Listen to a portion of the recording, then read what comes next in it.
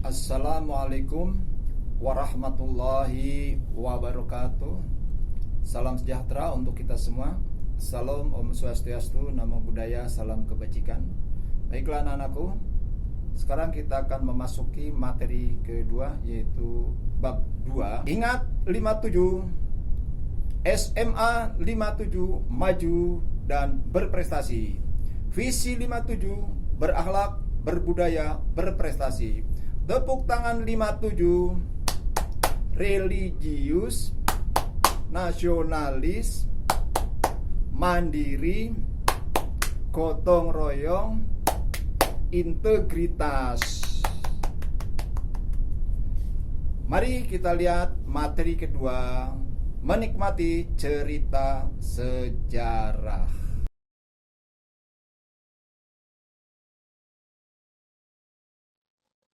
Pada kesempatan hari ini, kompetensi dasar yang akan kalian capai atau KD-nya, yaitu 3.3 adalah mengidentifikasi informasi yang mencakup orientasi, rangkaian kejadian yang saling berkaitan, komplikasi dan resolusi dalam cerita sejarah lisan atau tulis. Nanti kita akan fokuskan pada struktur dari cerita sejarah. Nah, tujuannya agar peserta didik dapat mengidentifikasi informasi yang mencakup orientasi, rangkaian kejadian yang saling berkaitan, komplikasi dan resolusi dalam cerita sejarah lisan atau tulis.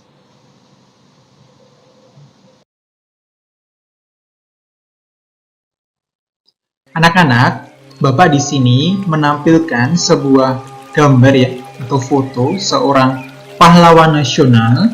Siapa, ada yang tahu? Ya, tepat sekali. Beliau adalah Pangeran Diponegoro, ya.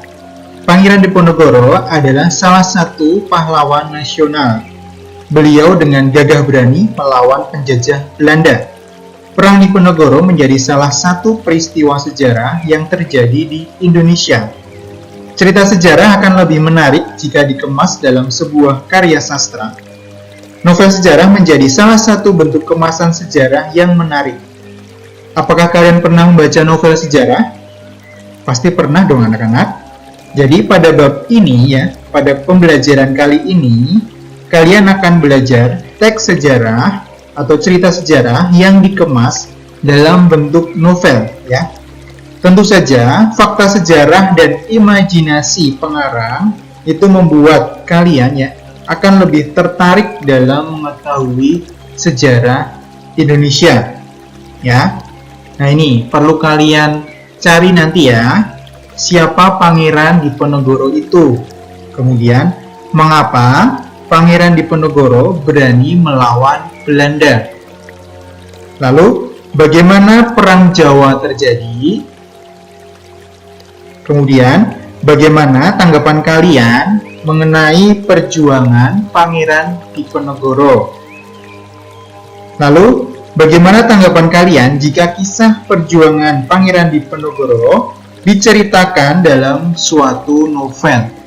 Nah, nanti ini bisa kalian cari ya, boleh di buku literasi atau boleh kalian mencari di internet ya. Jadi Indonesia itu mempunyai sejarah yang sangat panjang ya. Kerajaan-kerajaan besar pernah berdiri di tanah Nusantara. Majapahit menjadi salah satu kerajaan paling terkenal pada masa itu.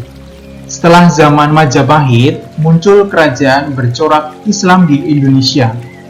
Zaman itu dibarengi dengan masuknya bangsa asing ke Indonesia. Penderitaan rakyat Indonesia itu dimulai. Selama 350 tahun, rakyat Indonesia menderita dalam jajahan Belanda. Belum selesai sampai di situ, Jepang datang. Kekejaman Jepang menjadi periode perih bangsa Indonesia pada 1942 sampai 1945. Proklamasi kemerdekaan Republik Indonesia rupanya belum mengakhiri catatan kelam bangsa Indonesia. Berbagai macam bentuk agresi militer terus dilakukan untuk menggoyahkan kedaulatan Indonesia. sejarah panjang Indonesia tidak hanya dituturkan secara turun-menurun. Jadi cerita sejarah tersebut juga dikemas dalam sebuah karya sastra. Teks cerita sejarah berupa novel menjadi salah satu media menarik dalam menuliskan sejarah Indonesia.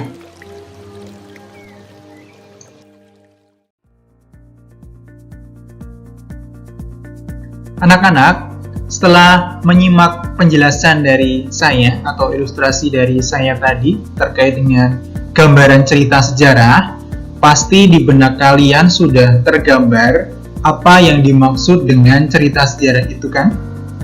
Nah, di sini Bapak ingin menjelaskan terkait dengan cerita sejarah ya. Kita masuk ke materi awal, yaitu pengertian teks cerita sejarah sebelum masuk ke struktur dari teks cerita sejarah. Menurut KBBI, jadi kata sejarah ini dapat diartikan kejadian atau peristiwa yang benar-benar terjadi pada masa lalu. Ya, diingat ya. Jadi masa lalu ini harus digarisbawahi. Kejadian atau peristiwa itu ya di dalam sejarah itu terjadi pada masa lalu atau masa lampau. Sejarah didukung dengan bukti-bukti yang didapat dari catatan sejarah ataupun perkataan orang tua yang diwariskan turun-menurun. Jadi kalau kita simpulkan ya, teks cerita sejarah itu apa? Kalau kita lihat dari sejarah itu apa ya? Jadi teks cerita sejarah adalah naskah cerita atau sebuah narasi rekaan yang mengandung unsur-unsur sejarah. Jadi ceritanya atau narasi rekaannya ini mengandung unsur-unsur sejarah. Dalam teks sejarah ada beberapa unsur nyata, misalnya tokohnya, kemudian nama tempatnya, dan juga peristiwanya. Jadi di sini juga ada unsur nyatanya. Namun, dalam teks sejarah terdapat pula cerita yang sifatnya rekaan, ya. Misalnya mitos asal-usul negeri, kemudian mitos kedatangan agama, dan juga mitos alegori. Seperti itu.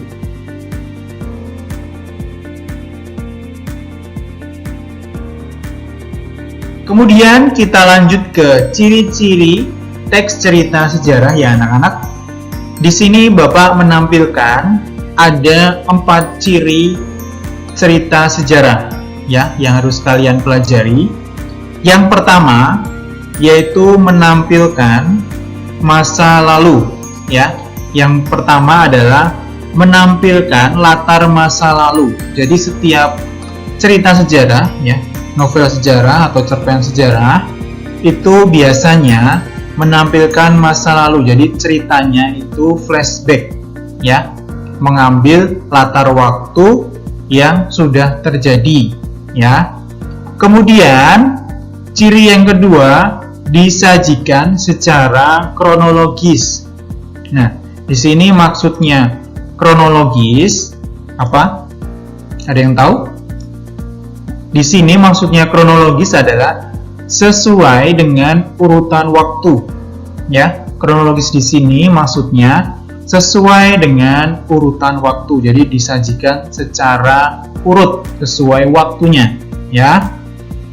Kemudian menggunakan konjungsi temporal, ya. Menggunakan konjungsi temporal. Ada yang tahu konjungsi temporal itu apa? Ya, konjungsi temporal adalah konjungsi yang menyatakan waktu. Ya, pasti kalian sering mendengar konjungsi yang menyatakan waktu ya. Misalkan setelah itu, kemudian, terus lalu, dan lain sebagainya. Nanti kalian bisa mencarinya sendiri ya di buku Bahasa Indonesia atau nanti kalian bisa mencari di internet. Kemudian isinya itu dapat berupa fakta, dapat juga berupa fiksi ya, atau latar ceritanya itu fakta ya, fiksi tapi latar ceritanya itu fakta ya. Jadi di sini ada 4 ciri cerita sejarah yang harus kalian ingat ya.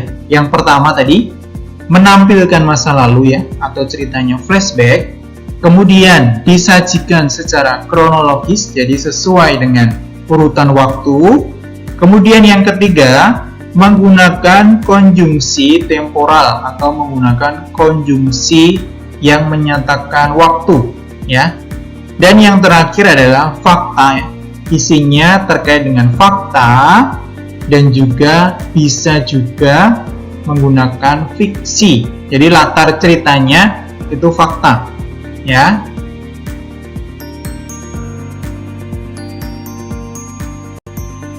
Selanjutnya kita masuk pada materi jenis teks cerita sejarah ya. Kita masuk pada jenis teks cerita sejarah. Yang pertama, teks cerita sejarah berdasarkan fakta sejarah. Jadi, teks cerita sejarah berdasarkan fakta sejarah itu disusun berdasarkan fakta sejarah. Ya, ingat-ingat. Jadi berdasarkan fakta sejarah. Tokoh dalam cerita sejarah ini benar-benar ada. Ya, jadi tokohnya itu benar-benar ada. Begitu juga dengan latar dan kronologis peristiwa yang diceritakan. Nah, latar dan kronologi peristiwanya itu juga benar-benar ada. Hanya saja dalam penulisannya dibumbui unsur-unsur sastra seperti dialog ya. Jadi dibumbui unsur-unsur sastra seperti dialog yang membuat cerita semakin menarik untuk dibaca. Jadi yang menarik untuk dibaca itu dari bumbu-bumbu sastra tadi ya, seperti dialog. Nah, di sini saya memberikan contoh ya, memberikan contoh teks cerita sejarah. Jadi yang sejarah berdasarkan fakta sejarah ya. Yang pertama itu roman-roman sejarah ya, seperti Untung Suropati, sebuah roman sejarah karya Yudi Hermiwibowo. Kemudian Kupilih Jalan Gerilya, roman hidup Panglima Besar Jenderal Sudirman karya Rokajat Asuro, dan Diponegoro Mengegas Ratu Adil karya Remi Siladu. Nah, ini semua adalah contoh ya, teks cerita sejarah berdasarkan fakta sejarah. Kemudian di sini saya juga menampilkan ya kutipan dari teks cerita sejarah karya Yudi ya, karya Yudi Diponegoro, Pangeran Bermata Tajam Berkilat Iman. Nah, mari kita baca bersama-sama. Ingat, nama dia masih sangat harum di mata masyarakat Jawa. Dia masih disegani, bahkan masih dianggap sebagai pemimpin mereka.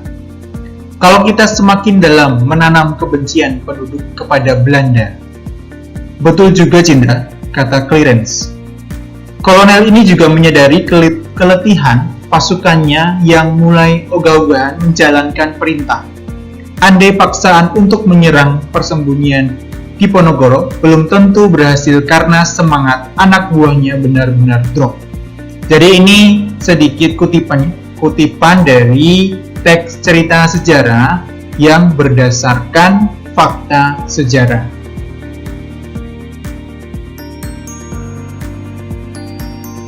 Selanjutnya, kita masuk pada jenis teks cerita sejarah yang kedua ya. Jadi kita sudah masuk pada yang pertama, yaitu cerita sejarah berdasarkan fakta sejarah.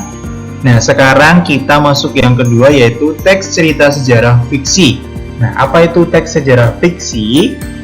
Teks cerita sejarah fiksi merupakan cerita fiksi yang mengambil latar peristiwa sejarah masa lalu ya. Jadi diingat, masih mengambil latar peristiwa sejarah masa lalu. Tokohnya bersifat fiktif ya, tapi di sini tokohnya bersifat fiktif.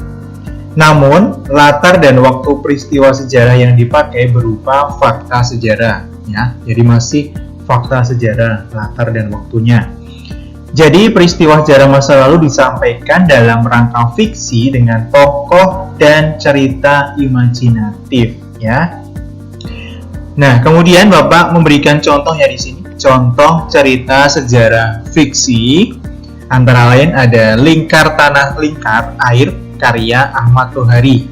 Kemudian ada Tiba Sebelum Berangkat karya Faisal Odang, dan Burung-burung Manyar karya YB Mangunwijaya. Nah, ini nanti kalian bisa mencarinya ya di buku-buku atau di internet juga bisa tentang contoh yang sudah Bapak berikan ini. Nah, di sini Bapak juga menampilkan kutipan cerita sejarah fiksi karya Ahmad Tohari yang berjudul Lingkar Tanah Lingkar Air. Ya, mari kita baca bersama-sama. Maret 1946, ketika itu usiaku 18 atau 19. Sudah 4 tahun tamat Fairfax School. Bersama beberapa teman, satu di antaranya Kiram. Saat itu aku sedang menjadi murid Kiai Ngumar, belajar silat. Nah, di sini ada latar yang menonjol ya, latar waktunya. Jadi di sini Ahmad Tohari ini dia mengambil latar masa lalu ini. Jadi latarnya masih fakta ya. Jadi dia mengambil fakta sejarah. Kemudian tokohnya di sini Ahmad Tohari memakai tokoh yang fiksi ya. Begitu juga dengan sekolahnya ini ya. Jadi diingat di sini Ahmad Tohari mengambil latar waktu yang sifatnya lampau atau masa lalu ya. Nah, ini kemudian tokohnya di sini dia mengambil yang sifatnya fiktif ya, dan juga sekolahnya ini.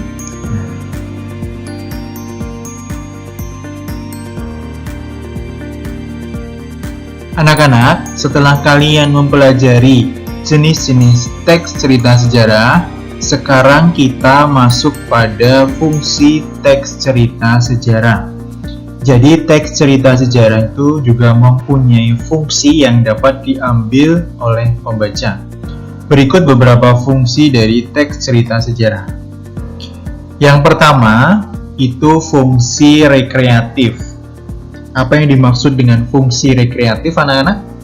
Jadi, fungsi rekreatif ini, teks cerita sejarahnya dapat digunakan sebagai sarana rekreasi kepada pembaca. Jadi, pembaca dapat merasa terhibur dengan membaca jalinan cerita dalam teks cerita sejarah. Kemudian, fungsi yang kedua yaitu fungsi inspiratif. Jadi teks cerita sejarah dapat memberikan inspirasi untuk menumbuhkan ide-ide kreatif kepada pembaca. Ya, Bapak ulangi. Jadi teks cerita sejarah ini dapat memberikan inspirasi untuk menumbuhkan ide-ide kreatif kepada pembaca. Inspirasi tersebut didapat pembaca dengan menyimpulkan. Jadi didapat pembaca dengan cara menyimpulkan amanat dalam teks cerita sejarah. Kemudian fungsi yang ketiga yaitu fungsi edukatif. Teks cerita sejarah dapat digunakan untuk memberi pelajaran kehidupan bagi manusia atau pembacanya. Kemudian pembaca dapat mengambil teladan dari perilaku atau watak tokoh dalam cerita sejarah itu. Pembaca dapat menerapkan pelajaran tersebut ke dalam kehidupan sehari-hari ya. Kemudian fungsi yang terakhir, fungsi yang keempat adalah fungsi instruktif. Apa itu fungsi instruktif? Jadi fungsi instruktif itu teks cerita sejarahnya dapat digunakan sebagai salah satu alat bantu dalam pembelajaran. Jadi ini bisa sebagai bahan pembelajaran ya. Teks cerita sejarahnya. Teks cerita sejarah dapat merekonstruksi sejarah dengan sudut pandang yang berbeda. Maksudnya dengan sudut pandang yang berbeda itu dengan pandangan si penulis dalam cerita sejarah itu. Baiklah anak-anakku, setelah kita mendengar materi bab 2, menikmati cerita sejarah yang dimulai dari kompetensi dasar dan tujuan pembelajaran, kemudian dilanjutkan dengan ciri-ciri teks cerita sejarah, kemudian jenis teks cerita sejarah, fungsi teks cerita sejarah. Maka sekarang kita akan membicarakan struktur teks cerita sejarah. Sekarang Bapak akan menjelaskan setiap strukturnya ya. Setiap strukturnya dalam teks cerita sejarah. Tadi ada orientasi ya. Saya ulangi lagi, ada orientasi. Kemudian ada pengungkapan peristiwa. Kemudian ada menuju konflik atau raising action. Kemudian ada puncak konflik atau turning point. Kemudian penyelesaian atau juga bisa kita sebut resolusi atau evaluasi. Lalu yang terakhir ada koda ya.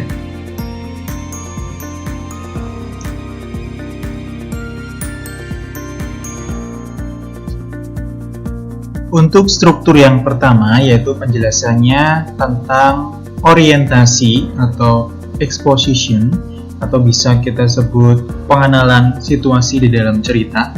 Jadi dalam bagian ini pengarang memperkenalkan setting cerita, baik waktu, tempat, maupun peristiwanya. Selain itu, orientasi dapat disajikan dengan mengenalkan para tokoh ya. Jadi dapat disajikan dengan mengenalkan para tokoh, kemudian menata adegan dan hubungan antar tokoh. Struktur yang berikutnya adalah pengungkapan peristiwa. Dalam bagian ini disajikan peristiwa awal yang menimbulkan berbagai masalah, pertentangan, ataupun kesukaran-kesukaran bagi para tokoh. Struktur berikutnya adalah menuju konflik atau bisa kita sebut raising action.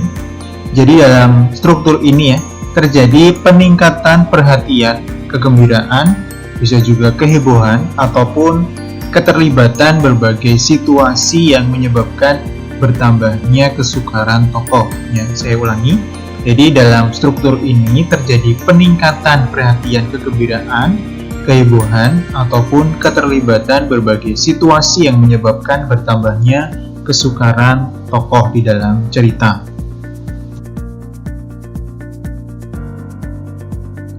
Untuk struktur yang selanjutnya adalah puncak konflik atau bisa kita sebut turning point.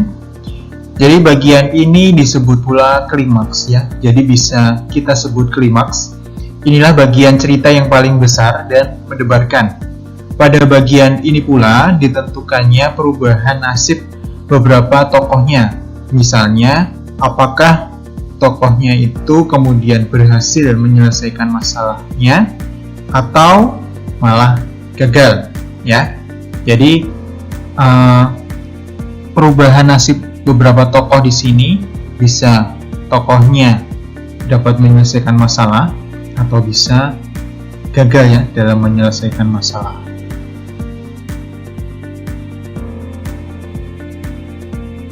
Anak-anak, struktur yang selanjutnya adalah penyelesaian atau resolusi atau bisa kita sebut evaluasi.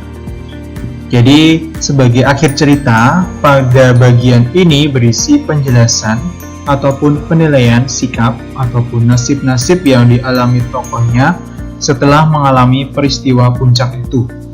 Jadi pada bagian ini pun sering pula dinyatakan wujud akhir dari kondisi ataupun nasib akhir yang dialami oleh tokoh utama.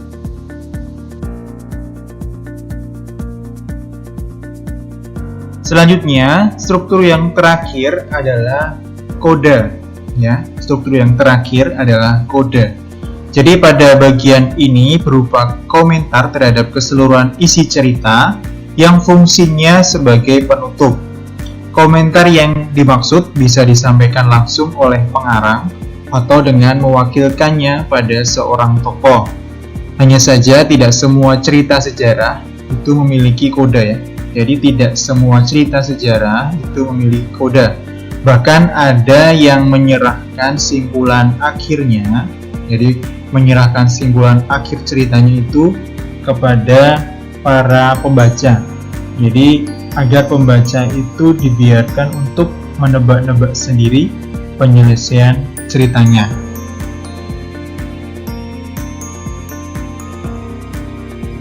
Anak-anak, Bapak sekarang akan mengajak kalian untuk mengidentifikasi struktur teks cerita sejarah. Ya, sekarang Bapak ingin mengajak kalian mengidentifikasi struktur teks cerita sejarah. Ini dari novel Gajah Mada, Bergelut dalam Tahta dan Angkara. Ya, jadi di sini saya ingin menunjukkan struktur yang pertama, yaitu orientasi, ya, atau pengenalan cerita. Ya, di sini saya sajikan sebuah teks, ya, bisa kalian baca. Nah, orientasi di sini tadi kan cirinya adalah menampilkan latar waktu, ya, atau setting cerita, baik waktu, tempat maupun peristiwanya. Nah, di sini kalian bisa menemukan, ya, latar waktunya itu ada di bagian sini, ya. Pengulangan peristiwa 19 tahun yang lalu. Ini sebagai pengenalan ceritanya. Kemudian kala itu tahun 1309. Nah, ini sebagai latar atau setting waktunya, ya, pengenalan waktunya.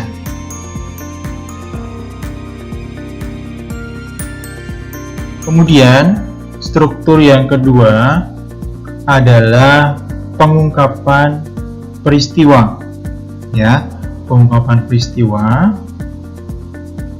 Di sini saya juga menyajikan teks, ya, masih lanjutan yang tadi. Nah, di sini bisa kalian baca sendiri, ya.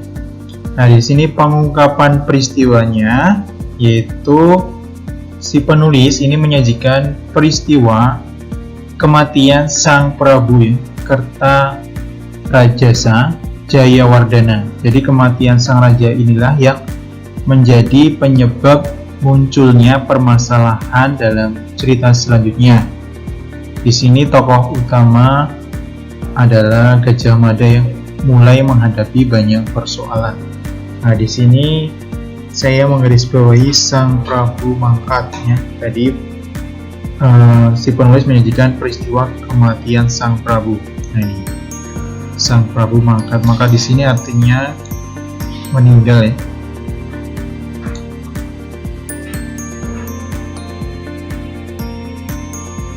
Struktur yang selanjutnya adalah menuju konflik, ya, atau facing action.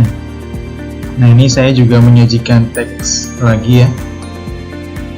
Nah, peristiwa di sini, ya, peristiwa yang diungkapkan pada bagian ini merupakan peristiwa yang akan menyebabkan terjadinya konflik-konflik berkepanjangan di dalam novel, ya. Nah, buktinya ada di kalimat ini. Jadi soal desas-desus itu juga bisa menuju konflik, ya, menunjukkan konflik nanti seperti apa. Kemudian ini sepeninggal Kalagemet Sri Jayanegara, ini, ya, Jayanegara, dengan segera muncul pertanyaan siapa yang akan naik tahta. Nah, ini nanti juga yang akan menyebabkan konflik, ya.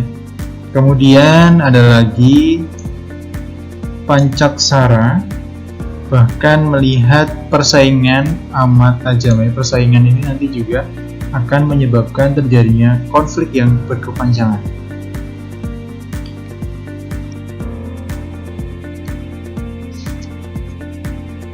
Struktur yang berikutnya adalah puncak konflik, ya, atau turning point. Jadi pada bagian ini, ya, pada bagian kutipan teks ini banyak peristiwa besar yang terjadi yang menyebabkan permasalahan menjadi sangat rumit. Nah, yang menyebabkan sangat rumit itu pembunuhan demi pembunuhan yang terus terjadi, tetapi pelakunya belum tertangkapnya. Nah, di sini ya. Di sini bukti dari kutipan tersebut sebagai puncak konflik. Nah, ini Anggon yang terbunuh di Balai Grising ini ya. Kemudian akan tetapi bahwa pembunuhan itu terjadi di tempat itu membuat Gajah Mada penasaran.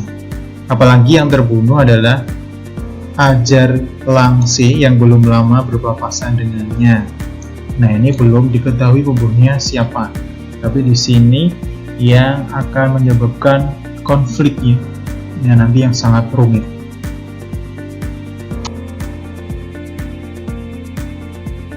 Struktur yang berikutnya adalah penyelesaian atau resolusi atau evaluasi. Jadi di sini saya menyajikan kembali kutipan teks ya, lanjutannya yang tadi.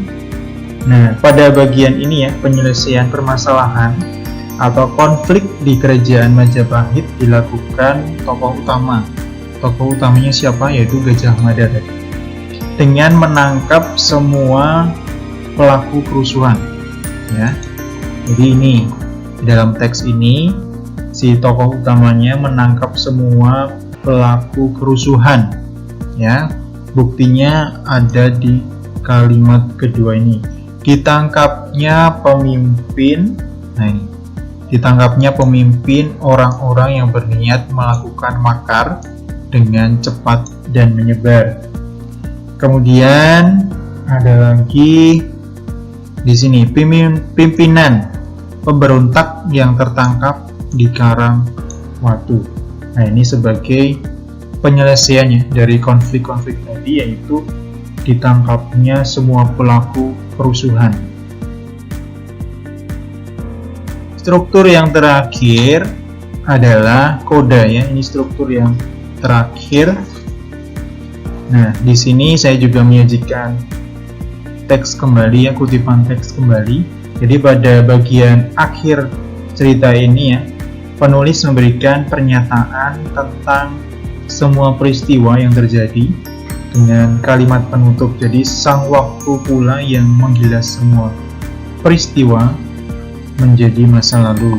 Nah, ini sang waktu pula yang menggilas semua peristiwa menjadi masa lalu.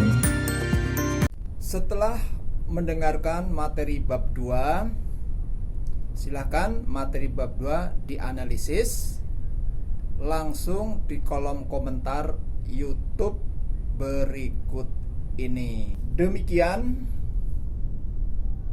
materi bab 2 menikmati cerita sejarah. Jangan lupa anak-anakku dilihat daftar tugas masing-masing siswa tidak sama untuk cerita yang akan dianalisis. Terima kasih. Wassalamualaikum warahmatullahi wabarakatuh. SMA 57.